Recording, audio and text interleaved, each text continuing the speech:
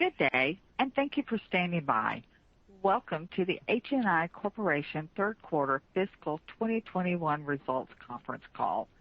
At this time, all participants are in a listen-only mode. After the speaker's presentation, there will be a question-and-answer session. To ask a question during the session, you will need to press star one on your telephone. Please be advised that today's conference is being recorded. If you require any further assistance, please press star zero. I would now like to hand the conference over to your speaker today, Matt McCall, Vice President, Investor Relations and Corporate Development. Please go ahead. Good morning. My name is Matt McCall. I'm Vice President, Investor Relations and Corporate Development for HNI Corporation. Thank you for joining us to discuss our third quarter fiscal 2021 results. With me today are Jeff Lorenger, Chairman, President, and CEO, and Marshall Bridges, Senior Vice President and CFO. Copies of our financial news release, earnings presentation, and non-GAAP reconciliations are posted on our website. Statements made during this call that are not strictly historical facts are forward-looking statements, which are subject to known and unknown risk. Actual results could differ materially. The earnings presentation posted on our website includes additional factors that could affect actual results. The corporation assumes no obligation to update any forward-looking statements made during the call. I'm now pleased to turn the call over to Jeff Lorenger. Jeff? Thanks, Matt. Good morning, and thank you for joining us. In the third quarter, our members stayed focused on servicing our customers while we continue to experience ripple effects from the pandemic, which are creating constraints in the near term. While we drove strong order growth, ongoing difficulties tied to labor availability, supply chain disruptions, and inflation across all input cost categories negatively impacted our results. Despite these pressures, we are increasingly encouraged about 2022, given the actions we are taking, the ongoing recovery in workplace furnishings, and strength in residential building products. Our two differentiated business segments are well positioned to benefit from multiple secular trends and numerous HNI specific growth initiatives. We have a track record of effectively deploying capital, driving annual productivity and cost savings, and managing through macro and operational challenges. On today's call, I will cover three key points. First, we are addressing the constraints negatively impacting our second half results. Second, our residential building products segment continues to deliver strong revenue and profit growth. And third, demand in workplace furnishings continues to improve. I will cover these three key points. Marshall will then go through our fourth quarter outlook. I will conclude with some general comments, and finally, we will open up the call to your questions. I will now cover our first key point, what we are doing to address the near-term macro dynamics impacting our business. As we discussed in our business update on September 23rd, we continue to generate strong order growth across our businesses. Workplace furnishings orders in the third quarter increased 31% versus the prior year period and were 5% above third quarter 2019 pre-pandemic levels. Residential building products orders in the third quarter were 35% higher year over year. We have market momentum and are capturing demand. However, our third quarter profit was below prior year levels and was well below our potential due to three constraints, all of which we are addressing. The first constraint is labor availability. There are simply fewer people in the labor pool than there were before the pandemic. This has prevented us from increasing production as fast as we would like. Our current production staffing is 11%, or approximately 340 members, lower than what we would like to have given the strong demand we are generating. Along with the reduced labor pool, we have experienced increased impacts from COVID as the Delta variant ramped up in the third quarter. This has temporarily amplified the staffing shortage at our facilities and with our suppliers. To combat this issue, we are taking several steps. First, we are making our operations more efficient. Much of this is being driven by our lean manufacturing expertise. For instance, at one of our larger facilities, we are altering the layout and flow, which will allow us to improve output at that location by 17% with the same headcount. We are also pursuing productivity gains related to automation. Second, our new facility in Mexico will provide an additional source of labor to help meet growing demand. We expect that location to employ 250 members once it is fully ramped up next year. Third, we continue to aggressively hire, move production to facilities where labor is more readily available, and assess new labor pools with part-time and seasonal programs. These efforts are gaining traction, and we have seen staffing levels improve over the last 45 days. That brings us to our second constraint, supply chain capacity. Like many, we are experiencing disruptions largely tied to staffing shortages at suppliers, port congestion, and material availability. These items limited our ability to keep up with demand and also made our members less productive. To strengthen our supply chains, we have started to diversify the supply base, create inventory buffers, and increase our monitoring and coordination efforts with key suppliers. We will continue to focus on these efforts as we expect supply chains to remain stressed for the foreseeable future. The third dynamic is rampant inflation across all input cost categories. Input costs increased $44 million in the third quarter compared to the prior year, which is by far the most inflation we have ever seen in a quarter. All of our input cost categories experienced increases, led by steel and ocean freight. We have responded with aggressive pricing actions, the cumulative benefit of which will allow us to fully offset these cost pressures. Accordingly, our price cost headwind is temporary. We expect it to narrow in the fourth quarter and turn positive early next year. We are taking a more agile and aggressive approach with pricing moving forward. We are prepared to manage in an ongoing inflationary environment and have the market power to get ahead and stay ahead of these headwinds. My second key point is residential building products delivered strong results despite increasingly difficult comps and multiple sources of pressure. Revenue in our residential building products segment increased 25% year over year in the third quarter on an organic basis. As I mentioned earlier, segment orders increased 35% year over year. Growth in the remodel retrofit channel slightly outpaced the new construction channel despite increasingly difficult comps in R&R. Our building products segment was impacted by the three factors I discussed earlier, and as a result, lead times have extended and price costs continue to be negative. However, our members worked hard to maintain production output and service levels, and the business generated more than 10% year-over-year operating profit and an EBIT margin of more than 17%. As we look forward, we remain optimistic about the prospects for both remodel retrofit and new construction. As we have stated previously, our residential building products business is supported by favorable trends and unique opportunities. Long-term demographic trends and a housing supply-demand imbalance will continue to support a prolonged housing cycle and elevated remodeling activity. Nesting and deurbanization trends also provide secular support. And we have an outstanding opportunity to organically grow the category in both new construction and remodel retrofit. In addition, we have opportunities to enhance our strategic position through acquisitions. As an example, earlier this month, we acquired Trinity Hearth & Home, a large installing distributor headquartered in the Dallas metro area. Trinity generates approximately $40 million of annual revenue and employs approximately 100 members. Trinity will act as a hub to better serve the rapidly growing Southwest region, and it further strengthens our unique vertically integrated business model and regional distribution infrastructure. Following this acquisition, we now own 26 Fireside Hearth & Home locations. We are excited to have Trinity join the HNI family. Our third key point, demand in workplace furnishings continues to recover with year-over-year order growth up at least 25% in each month of the quarter. In total, workplace furnishings orders increased 31% during the third quarter on a year-over-year basis, and we are seeing growth across all major channels. Although demand was strong, the three constraints discussed earlier drove a year-over-year profit decline. As I previously noted, we are addressing these constraints, and as we look into 2022, we expect to return to driving profitable growth. We are increasing our capacity, strengthening our supply chains, and taking aggressive pricing actions to offset the ongoing and increasing inflationary pressures. We also expect strong revenue growth in 2022, supported by our elevated backlog and the ongoing recovery. Our workplace furnishings businesses have unmatched price point breadth, channel access, and market reach, and we are investing in multiple strategic initiatives aimed at driving continued outperformance.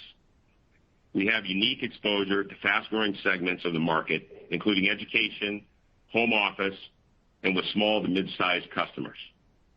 Our investments, along with our existing competitive differentiators, position us well to benefit from office reentry, work from home, and de-urbanization trends. I will now turn the call over to Marshall to provide some detail around our fourth quarter outlook. Marshall? Okay, let's start with our outlook for fourth quarter revenue growth. We expect consolidated fourth quarter revenue to grow in the mid to high single-digit % range compared to the prior year quarter, including the impact of acquisitions. Labor and supply chain issues are expected to limit our output in both segments again in the fourth quarter. In Workplace Furnishings, we expect growth in the mid-single-digit % range on a year-over-year basis, including acquisition impacts. In Residential Building Products, we expect year-over-year growth rates in the high single-digit % range, including acquisitions. Next, let's cover fourth quarter profitability. We expect the margin pressures we faced in the third quarter to continue in the fourth quarter. As a result, we expect operating profit and earnings per share to be at or below what we just reported in the third quarter. As Jeff mentioned earlier, as we look to 2022, we are increasingly optimistic. The combination of our order trends, backlog levels, increased capacity, and strength in supply chains point to revenue strength, particularly for Workplace Furnishings in the seasonally lower first half. From a profitability perspective, we are addressing price costs. In 2021, we estimate price costs will be approximately a $60 million headwind.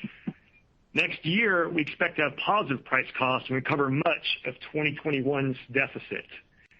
As a result, we expect profitability, margins, and earnings to recover in 2022. Finally, some comments on our cash flow and balance sheet expectations.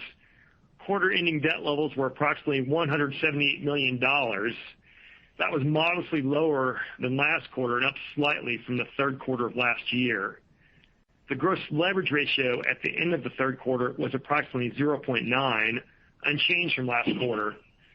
And our projected cash flow will provide ample capacity for continued growth investment, dividend payments, and opportunistic M&A and buyback activity. I'll now turn the call back over to Jeff. Thanks, Marshall. Let me wrap up by stating that as we look forward, we remain optimistic about our businesses and our ability to drive profit growth. Our members continue to effectively manage through the post-pandemic environment, allowing us to maintain our revenue momentum. Our focus in our Workplace Furnishings is on expanding margins. Our focus in Residential Building Products is on driving above-market revenue growth while maintaining our strong margins. As we move past the recent headwinds, we'll do so well-positioned to grow revenue, expand margins, and increase cash flow. I would like to conclude by stating I'm extremely proud of and thankful for the efforts of all HNI members, particularly given how hard everyone is working to overcome the constraints we have described. We will now open up the call to your questions. Thank you. As a reminder, to ask a question, you will need to press star one on your telephone.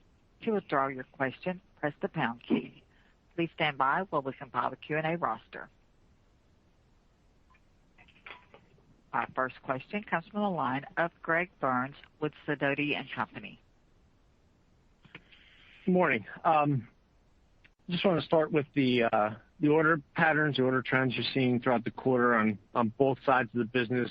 How they trended throughout the quarter and how what you're seeing in the early part of the fourth quarter. And then secondly to that, on the workplace side of the business, are you seeing any change in forward indicators like mock-ups, pipeline opportunities, like in terms of dollar value or number of project opportunities you're seeing? Any change there that might indicate a shift in demand going forward, given what we're seeing with COVID? Thank you. Yeah, sure, Greg. Let's start with orders in Workplace Furnishings. For the segment, their orders were up 31% versus the prior year for the third quarter. And if you look at the individual components, you click down to each business, we were pretty consistent. So we saw similar growth rates in the contract business as well as the business focused on small to mid-sized offices. And the growth rates through the quarter were pretty similar. There was some noise related to timing of price increases, but we exited the quarter pretty similar to the rate that we had for the whole quarter there. So there's no change in trajectory. It feels pretty decent. In residential building products, orders were up 35% versus the prior year.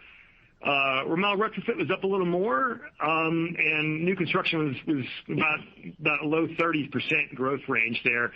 New construction was really consistent through the quarter. Remodel retrofit has started to taper off. Now, it's not an issue of the dollar intake tapering off. That remains good. It's just we're starting to come up against some tougher comps in the prior year period. So the growth rate is slowing as we might expect given the growth rates we saw late last year and early this.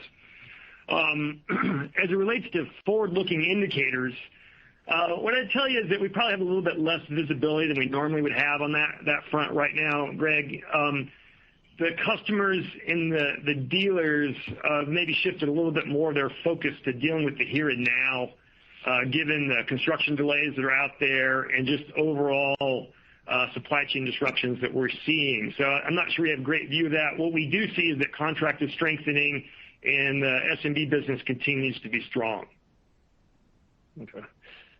Okay.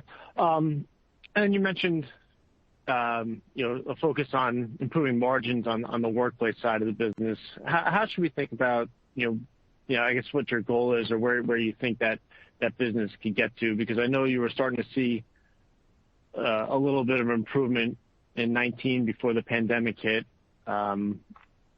So I just wanted to get a feel for, what your aspirations are for that segment and where you think you can get the margins over time if inflation and some of these supply chain issues improve. Yeah, long term, Greg, we believe we can get back to the margins we were at in that 2015, 2016 timeframe in workplace furnishings.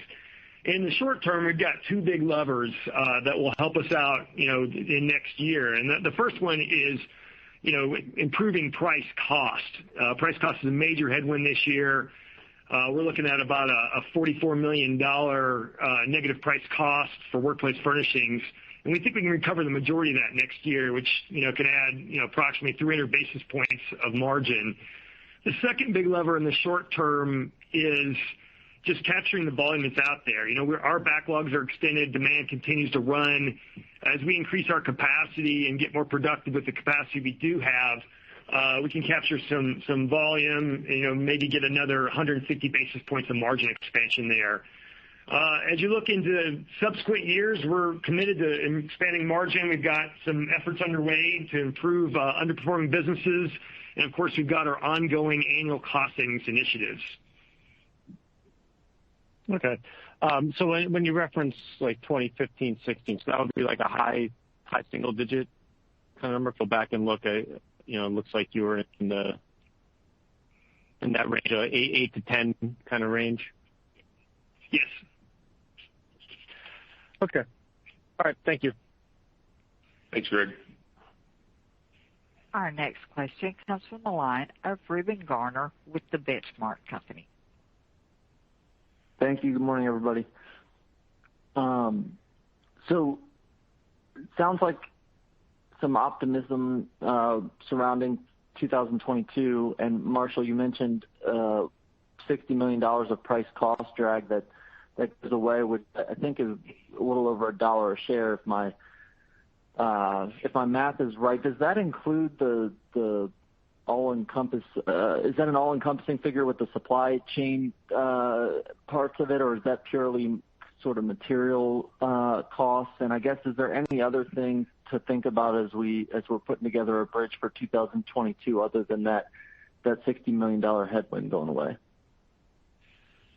Yeah, Ruben, our input costs include, materials, wages, freight, your classic input costs. It doesn't include any kind of disruption to productivity related to supply chain disruptions and things like that. Yeah, I think as you look to next year, the two big levers is what I explained to Greg, is the recovery of price cost and then the leverage off volume growth as we expand capacity and also use the capacity that typically isn't used in the first half. We're not going to see a lot of seasonality next year in workplace furnishings just due to the pent-up demand and the backlogs we have. Great. And that feeds nicely into my next question about the capacity additions. Can you put into perspective the Mexico operation? How much does that add to capacity? I think it's a feeding facility. Is that where you need capacity the most, or is that just going to allow you to better utilize your facilities in the U.S. for some other product categories? And then secondarily, and sorry for the long-winded question, but the production rate, Jeff, that you mentioned, I think you said you're 11% short of where you want to be. Where does that number normally sit, just kind of in a more normal environment, if there is such a thing? Yeah, Ruben. Well, what I can tell you is the Mexico operation, yeah, it will relieve pressure overall on the network. So that's a positive thing. And it's multiple levers. It's additional hiring, it's enhanced productivity, it's shifting production around, it's Mexico, it's Marshall's point about level loading the first half as opposed to kind of the cyclical nature of the business.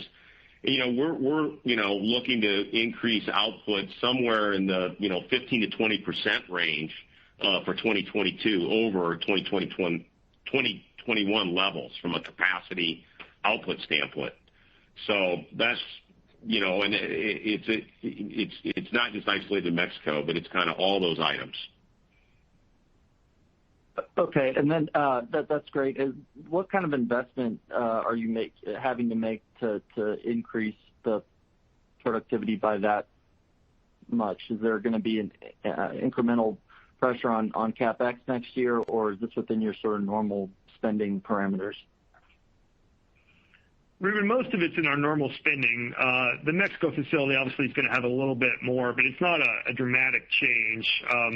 Most of what we're trying to do is utilize the capacity we have and access labor, which is just not as capital intensive as some capacity expansions would be. Okay.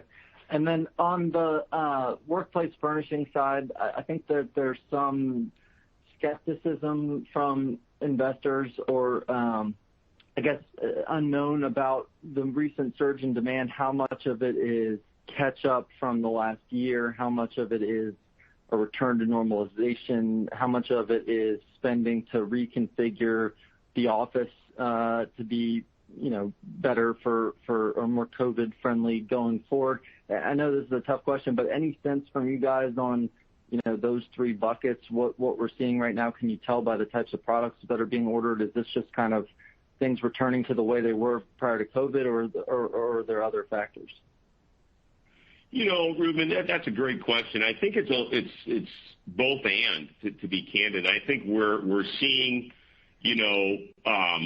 people ramp up, particularly some segments, education, SMB businesses are moving forward with their life into their business is doing well. So that's just demand coming online as those businesses do well. I don't think the reconfiguration for post-COVID has really hit yet. Those office reentry in major metros has been delayed. That's still, I think, out there.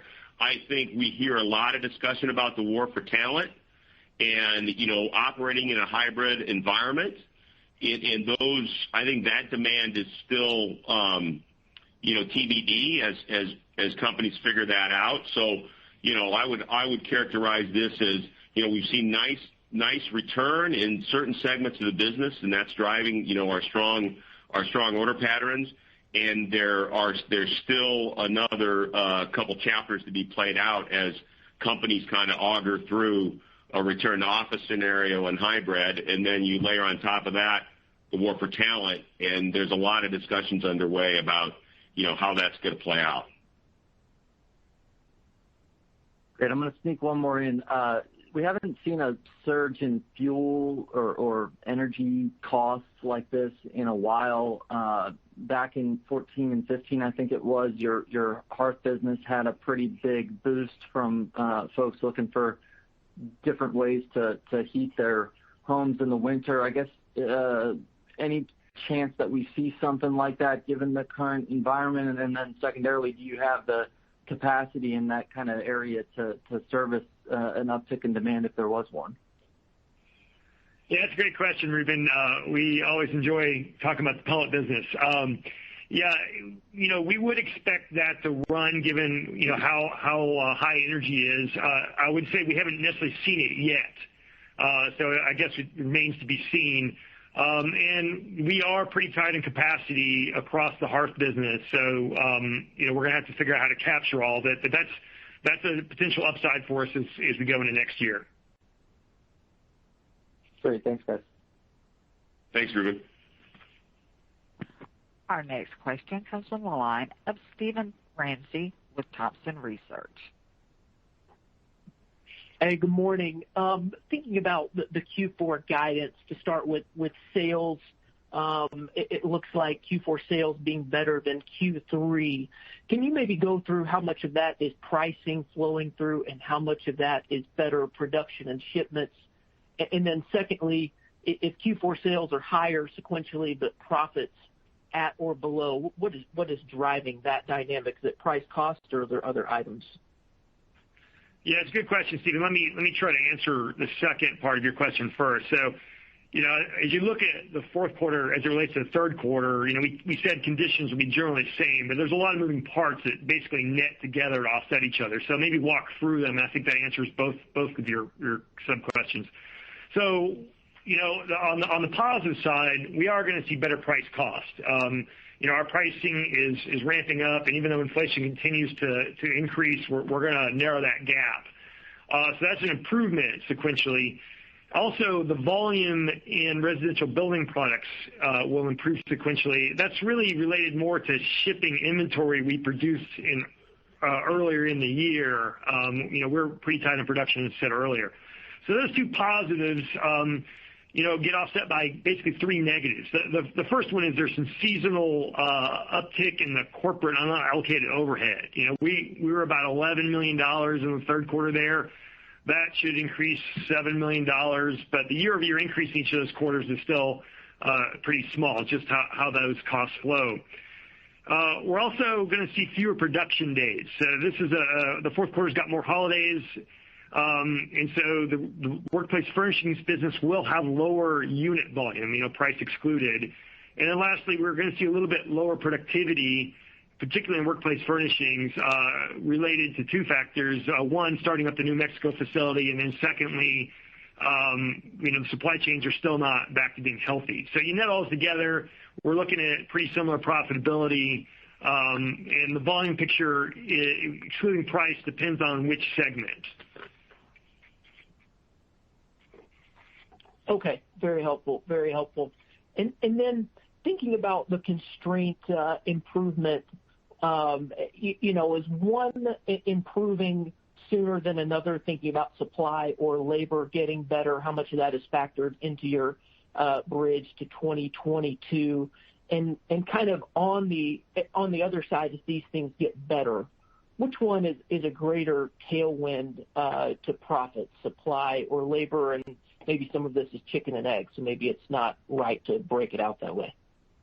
Yeah, it's a good question. We watch this every day, Stephen, and I think it is a bit of a chicken and egg. The labor pressures kind of ripple through the supply chains as well, just like us. So we make, we're making some progress on both, is what I would tell you, and we continue to have to try to balance those two. It's not going to really net out as well as it could or should anyway. So we're really working hard at both of those levers, and we do expect improvement, stability first and improvement, as we get into 2022 on both fronts. They both need to improve kind of at the same people, and we've seen some stabilization normalization in the supply chain, but we watch it daily. Extremely efficient, and we talk to many people in the supply chain and in procurement that think just in time and from this situation the world is in, and therefore more companies will hold more inventory. So I guess have you contemplated how you will change managing inventory and working capital as on the other side of the current? Yeah, that's a great question, and we have absolutely contemplated that, and I do think we're no different. We will be carrying more buffers. Candidly, if you even think about our business model, some of the small, medium-sized business that we have,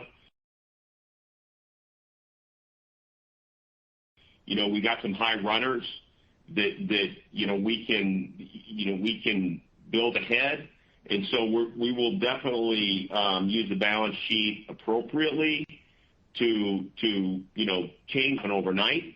But I do think we're entering a period here, maybe a permanent period, in which the business is going to have to kind of reset its expectations on just in time versus inventory. I think that's and we're gonna be playing that, pulling some of those levers as we get into next year. Helpful. Thank you. Thank you. This concludes the question and answer portion of today's call. I will now turn the call back over to Mr. Lorenger for closing remarks. Awesome. Thank you. Again, thanks everybody for talking to you soon. Thanks. This concludes today's conference call. Thank you for participating. You may now disconnect.